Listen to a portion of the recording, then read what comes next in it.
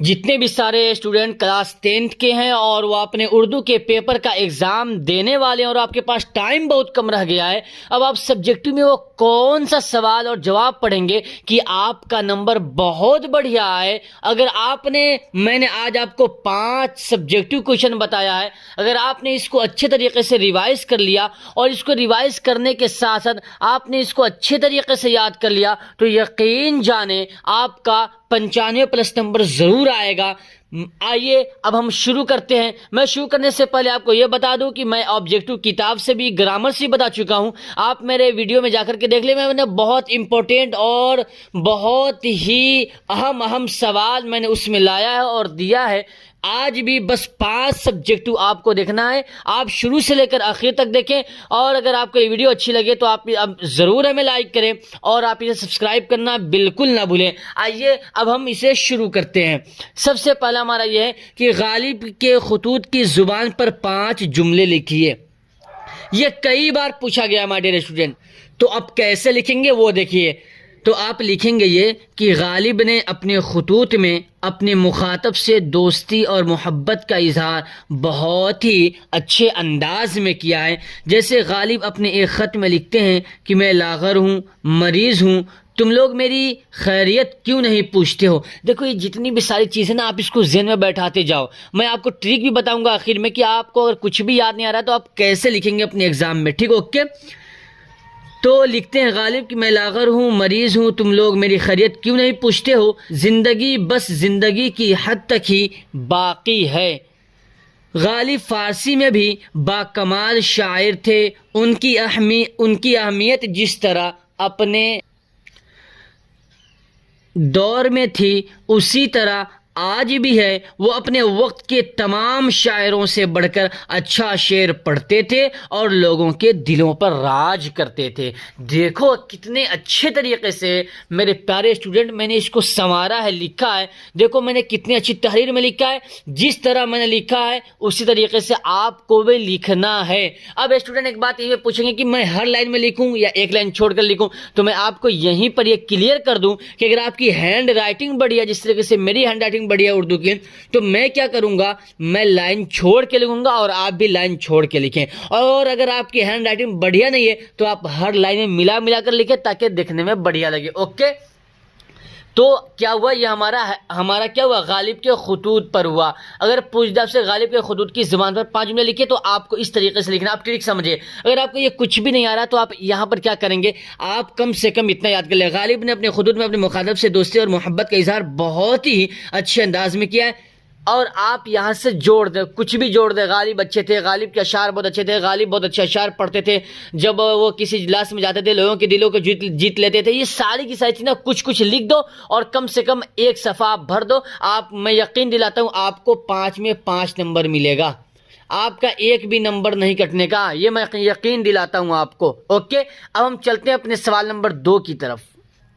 सवाल नंबर 2 में हमसे ये पूछा जा रहा है, ये है जो कई बार पूछा गया है कि मजमून निगारी से आप क्या समझते हैं, वाज़ेह कीजिए। मजमून निगारी से आप क्या समझते हैं, वाज़ेह कीजिए, यानी इससे जो लिखा जाता है उससे आप क्या समझते हैं वो बताइए हमें। तो इसका मतलब यह है, आप ऐसे लिखेंगे कि मजमून निगारी एक कदीम नसरी सिन्फ है जिसमें किसी एक मखसूस मौजू तफसीली बहस की जाती है। मजमून छोटा भी होता है और लंबा भी होता है। मजमून मुख्तलिफ नौइयत की होती है, मुख्तलिफ किस्म की होती है, मुख्तलिफ पार्ट की होती है, मसलन अखलाकी, इस्लाही, इल्मी निगारी। मतलब कि मजमून निगारी में बहुत कुशादगी होती है। गोया कि हम छोटी छोटी चीज़ों पर भी मजमून लिख सकते हैं।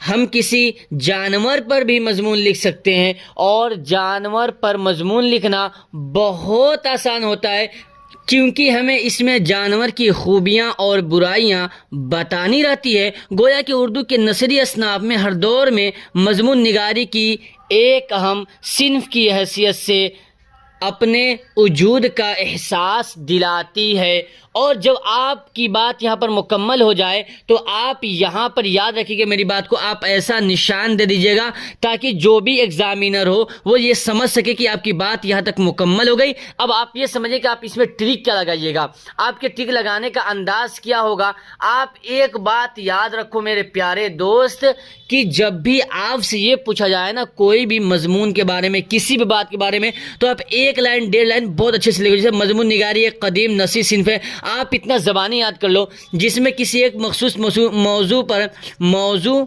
पर तफसीली बहस की जाती है। आप इतना याद कर लो और इसके बाद आपको क्या काम करना है, यहाँ से अपने जोड़ते जाओ कि मजमून छोटा होता है, बड़ा होता है, मजमून में हम बहुत सारी बातों को लिखते हैं, परखते हैं, जानते हैं। ये सारी की सारी चीज़ आप लिख सकते हो, बस आपको एक सफ़ा मुकम्मल करना है। आप इसे अच्छे तरीके से लेकिन याद कर लें ताकि आपको मुकम्मल 5 में 5 नंबर मिले, आपका एक भी नंबर ना कटे। अब हम चलते हैं अपने सवाल नंबर 3 की तरफ जो बहुत ही इंपॉर्टेंट है और कई बार बिहार बोर्ड ने पूछा है। सवाल नंबर 3 में हमसे यह पूछा गया है कि ग्लोबल वार्मिंग से आप क्या समझते हैं। आप इसको लिखें, आप इसको बताएं। ओके, आप ग्लोबल वार्मिंग से आप क्या समझते हैं इसको लिखें। तो हम कैसे लिखेंगे वो समझिए।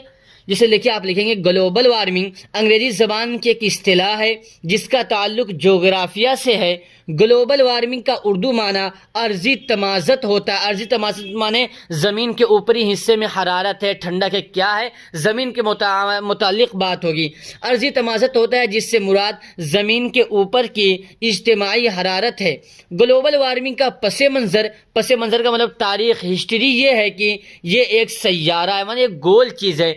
ये ज़मीन जानदारों के लिए बहुत मुनासिब है, जबकि निज़ाम शमसी के दूसरे सैयारों का माहौल जानवरों और पौधों के लिए नुकसानदेह है। अब निज़ाम शमसी का मतलब ये हुआ कि जो आसमान के ऊपर बहुत सारे सैयारे हैं उसी तरह ज़मीन में भी एक सैयारे की तरह है। तो ये समझा रहे हैं कि निज़ाम शमसी के दूसरे सैयारों का माहौल जानवरों और पौधे के लिए नुकसानदेह है। इसके मुकाबिल में हमारी ज़मीन का दर्जे हरारत का मतलब हुआ ज़मीन के ऊपरी हिस्से की गर्मी। दर्जे हरारत बहुत ही क्या है, अच्छा है। लेकिन गुज़श्ता 40 सालों से हमारी ज़मीन का दर्जे हरारत क्या हो गया है, बढ़ गया है। आज ग्लोबल वार्मिंग पूरी दुनिया के लिए एक संगीन मामला बन गया है। सारी दुनिया के साइंसदान इसके बारे में बहुत फिक्रमंद है। ओके माय डियर स्टूडेंट, देखिए मैंने इसे कितने अच्छे तरीके से सवार करके लिखा है। आपको भी इसे ऐसे ही सवार करके लिखना है। ग्लोबल वार्मिंग पे ज़रूर इंशाल्लाह ज़रूर पूछा जाएगा आपसे और आपको लिखने भी मज़ा आएगा। आप इसी तरीके से याद कर लें और अपने ज़हन में बैठा लें। आपका एग्ज़ाम, आपका इम्तिहान बहुत ही अच्छे तरीके से गुजरेगा। अब हम बढ़ते हैं अपने सवाल नंबर 4 की तरफ जो बहुत ही इंपॉर्टेंट है और बहुत ही अहम है। वो क्या है, वो ये देखें, वो बहुत ही अच्छा है। और जब भी आपकी बात मुकम्मल हो तो आप ऐसा निशान देना जरूर ना भूलें। आप इसे ब्लू से या ब्लैक पेन से किसी से भी दे सकते हैं, अच्छा रहेगा कि आप ब्लैक से दे। ओके, आगे बढ़ते हैं कि उर्दू के किसी 5 नावल और उनके मुसन्निफ का नाम लिखिए। ये बहुत ही इंपॉर्टेंट है। ये आपसे 3 नंबर में पूछा जा सकता है और आपसे ये 5 नंबर में भी पूछा जा सकता है। आप इसे अच्छे तरीके से याद कर लें। तो उर्दू के किसी 5 नावल उनके मुसन्निफ का नाम दर्ज झेल है, आपको ये लिख देना है। और दर्ज झेल का मतलब होता है नीचे दिया गया है, आप इसे देख लीजिए, पढ़ लीजिए। तो क्या है, एक तौबतुन नसूह, इसको लिखने वाले हैं डिप्टी नज़ीर अहमद। 2 है इब्नुल वक्त, इसको लिखने वाले हैं डिप्टी नज़ीर अहमद। तीसरा यह कि फिरदौस बर्स, इसको लिखने वाले अब्दुल हलीम शरर। चौथा इमराउ जान अदा, इसको लिखने वाले इसके राइटर है मिर्ज़ा हादी रुस्वा। 5वां है निर्मला, इसको लिखने वाले हैं मुंशी प्रेमचंद। और जहां जैसे आपकी ये बात मुकम्मल हो तो आपको आराम से क्या करना है, यहाँ पर ये निशान दे देना, ब्लैक का हो या ब्लू का, ताकि आपको मुकम्मल नंबर मिल सके। अब हम चलते हैं अपने सवाल नंबर 5 की तरफ जो आखिर है, बहुत ही इंपॉर्टेंट है। 5वां सवाल ये कि ड्रामा की मुख्तसर तारीफ कीजिए। ड्रामा मुख्तसर का मतलब होता है बहुत ही कुछ ही जुमलों में आप इसको मुकम्मल कीजिए। तो आप कैसे ड्रामा की तारीफ कीजिएगा वो देखिए। आप लिखिएगा ये कि उर्दू अदब में ड्रामा भी एक अहम सिन्फ है, एक अहम किस्म है। ड्रामा भी एक लंबी कहानी की तरह होती है। जिस तरह हम नावल में किसी मुआशरे, किसी माहौल के मुतालिक बात करते हैं, ठीक उसी तरह हम ड्रामा में भी उसी के मुतालिक बात करते हैं और हम अपने किरदार से, उसके नक्लो हरकत से अपने माहौल की अच्छाइयाँ और बुराइयाँ को बताने की कोशिश करते हैं। बस ड्रामा में फ़र्क ये है कि इसे स्टेज पर किया जाता है और नावल में उसे स्टेज पर नहीं किया जाता, उसे लिखा जाता है। ओके, बस ड्रामा में फ़र्क यह है कि उसे स्टेज पर किया जाता है। और जब आपकी बात मुकम्मल हो तो आप यहाँ पर ब्लू पेन से या ब्लैक पेन से निशान दे दें, और आपको मैं यकीन दिलाता हूँ कि आपको मुकम्मल 5 में 5 नंबर मिलेगा। आपका एक भी नंबर नहीं कटेगा अगर आपने इस तरीके से लिख दिया तो। और अगर आप एग्ज़ाम में गए, आपको कुछ भी याद नहीं हुआ, मेरी ये बात भी आपको याद नहीं आ रही, आप ज़बानी अतर के नहीं गए, तो आप इतना लिखिएगा कि उर्दू अदब में ड्रामा भी एक हमसिन्फ़ ड्रामा भी एक लंबी कहानी की तरह होती है। और आप इसे लिख दीजिए कि ड्रामा में अपने गांव में, मोहल्ले में, शहर में जो भी कहानियां होती है, जो भी माहौल होता है, जो भी चल रहा होता है, उन सारी चीज़ों को स्टेज पर किया जाता है। ये सारी की सारी चीज़ें जितनी भी है ना माय डियर स्टूडेंट, आपके लिए बहुत आसान है। आप इसको लिख दें, मैं यकीन दिलाता हूं कि आपको अगर 5 में 5 नहीं मिला तो कम से कम 5 में 4 नंबर ज़रूर मिलेगा अगर आपने अपनी तरफ से भी लिख दिया तो। माय डियर स्टूडेंट, मैंने आपके लिए बहुत मेहनत किया और मैंने आपका हक अदा किया। अब आपका यह हक बनता है कि आप इसे ज़रूर सब्सक्राइब करें, और सब्सक्राइब करने के साथ साथ अपने दोस्तों के पास शेयर करें और लाइक करें। माय डियर स्टूडेंट, फिर मैं आपसे मिलता हूं एक नई वीडियो के साथ। तब तक के लिए आपका धन्यवाद।